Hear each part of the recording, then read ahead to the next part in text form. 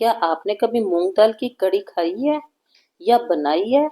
तो आज मैं आपके लिए लेके आई हूँ मूंग दाल की कढ़ी, जो कि बनने में मात्र 10 मिनट लगते हैं और खाने में बहुत ही टेस्टी होती है। तो इतनी आलीशान मूंग दाल की कढ़ी बनाने के लिए यहाँ पर मैंने 1 कप मूंग की दाल ली थी, जिसे मैंने आधे घंटे के लिए गर्म पानी के अंदर भेकर छोड़ दिया था। आधे घंटे के अंदर हमारी दाल बहुत अच्छे से फूल गई है और दाना कितना सॉफ्ट हो गया है ये मैं आपको सामने दिखा रही हूँ। बस इसी स्टेज पर हमें इसे बेना है। अगर आप गर्म पानी में नहीं बेना चाहते हैं तो आप 3 से 4 घंटे के लिए नॉर्मल पानी में भी इसको भेज सकते हैं। अब मैं एक मिक्सी का जार ले रही हूँ, उसके अंदर मैंने सारी मूंग की दाल ट्रांसफर कर दी है और हम इसे बहुत अच्छे से पीस लेंगे। अगर आपको पीसते समय कोई प्रॉब्लम हो तो आप 3 से 4 चम्मच पानी डाल सकते हैं, बट यहाँ पर मैंने पानी को बिल्कुल भी यूज नहीं किया है। मेरा दही खट्टा नहीं था, इसीलिए मैंने 1.5 कप दही लिया है। अगर आपका दही खट्टा हो तो आप 1 ही कप दही लीजिएगा। अब मैंने 1.5 कप दही लिया है तो यहाँ पर मैं 6 चम्मच हमारी पीसी हुई दाल डाल रही हूँ। अगर आप 1 कप दही लेते हैं तो आप 4 चम्मच पीसी हुई दाल डालिएगा। बची हुई दाल का कैसे प्रयोग करना है वो मैं आपको आगे बताती हूँ। हम इसे एक बार साइड रख देंगे। अब जो हमने दाल दही के अंदर डाली है, इसे बहुत अच्छे से आप विस्क कीजिएगा ताकि इसके अंदर बिल्कुल भी लम्स ना रहे। अगर आपको लगता है कि आप अच्छे से मिक्स नहीं कर पा रहे हैं तो आप एक बार इसको मिक्सी में भी चला सकते हैं, उससे भी बिल्कुल भी लम्स नहीं रहते हैं। अब हमने इसे बहुत अच्छे से फेंट लिया है। करीबन 1 लीटर मैंने इसके अंदर पानी डाल दिया है। जो हमारे घर में 1 लीटर वाली बोतल होती है ना, वो पूरी भर कर मैंने पानी को अच्छे से डाल दिया है और इसे बहुत अच्छे से मिला लिया है। मिलाने के बाद हम इसे 5 मिनट के लिए छोड़ देंगे। इतनी देर में एक आलीशान तड़का देते हैं। तो यहाँ पर मैंने एक कढ़ाई ली है, उसके अंदर तेल को बहुत अच्छे से गर्म कर लिया था। अब मैंने इसमें आधा चम्मच मेथी दाना और आधा चम्मच सरसों डाल दी है। 2 हरी मिर्चों को लंबा लंबा काट कर डाल दिया है और 1 चम्मच लाल मिर्च डाल दी है। ये रेगुलर वाली लाल मिर्च है, आप चाहें तो देगी मिर्च का भी यूज कर सकते हैं। और 2 चम्मच पानी डालकर इसे बहुत अच्छे से मिक्स कर लिया था।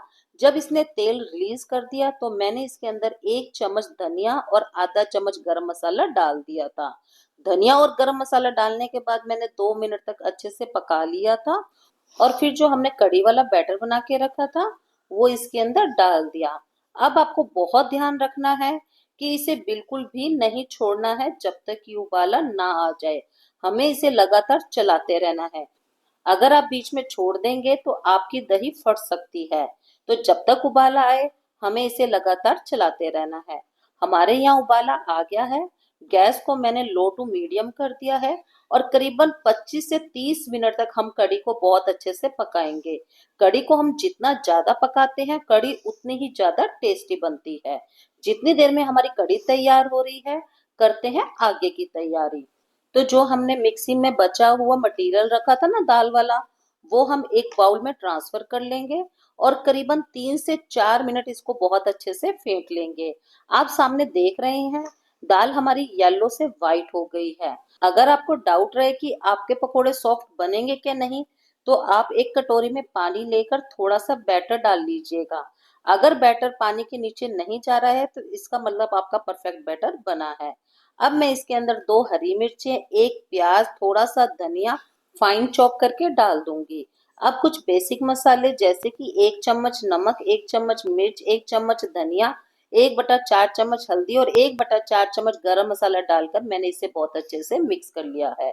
अब मैंने एक कढ़ाई के अंदर तेल चढ़ा दिया था, उसे बहुत अच्छे से गरम कर लिया था और फिर गैस की फ्लेम को बिल्कुल लो कर दिया था और धीरे धीरे अपने सारे पकोड़े डाल दिए थे। यहाँ पर पकोड़े मैंने हाथ से डाले हैं, आप चाहे तो चम्मच से भी डाल सकते हैं।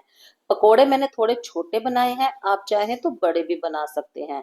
और अलट पलट कर मैंने सारे पकोड़ों को सेक लिया था। अब एक पकोड़ा मैं आपको तोड़ के दिखा रही हूँ कि कितनी परफेक्ट हमारी जाली बनी है और कितना परफेक्ट हमारा पकोड़ा बनकर तैयार हुआ है और कहीं से भी हमारा पकोड़ा कच्चा नहीं है। इधर हमारी कढ़ी भी बनकर तैयार हो गई है। अभी तक कढ़ी में हमने नमक नहीं डाला था, इसीलिए कढ़ी में मैंने आधा चम्मच सफेद नमक और आधा चम्मच काला नमक डाल दिया है। कढ़ी में आप काला नमक जरूर डालिएगा, टेस्ट बहुत ही अल्टीमेट आता है।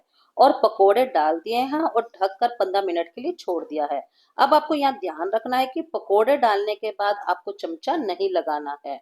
जितनी देर में हमारे पकोड़े सॉफ्ट हो रहे हैं, उतनी देर में हम एक तड़का लगाएंगे। तो मैंने एक पैन के अंदर थोड़ा सा ऑयल डाल दिया था। जब ऑयल गर्म हो गया तो मैंने इसमें जीरा, देगी मिर्च और थोड़ी सी कड़े पत्ते डाल दिए थे। और तड़का हमारा जले नहीं, इसीलिए 3 से 4 चम्मच मैंने पानी भी डाल दिया था। तड़का हमारा तैयार है। अब कढ़ी को हमने खोल लिया है और बहुत अच्छे से मिक्स कर लिया है। पकोड़े आप देख रहे हैं कितने आलिशान हो गए हैं। बस जो हमने तड़का लगाया था, धीरे धीरे हम उसको चम्मच से स्प्रेड कर देंगे। येलो के साथ रेड का कॉम्बिनेशन कितना अच्छा लग रहा है ना। ये जितना देखने में अच्छी लग रही है ना, खाने में इससे भी ज्यादा टेस्टी बनी थी। और मैंने थोड़ी सी कस्तूरी मेथी भी ऊपर से स्प्रेड कर दी।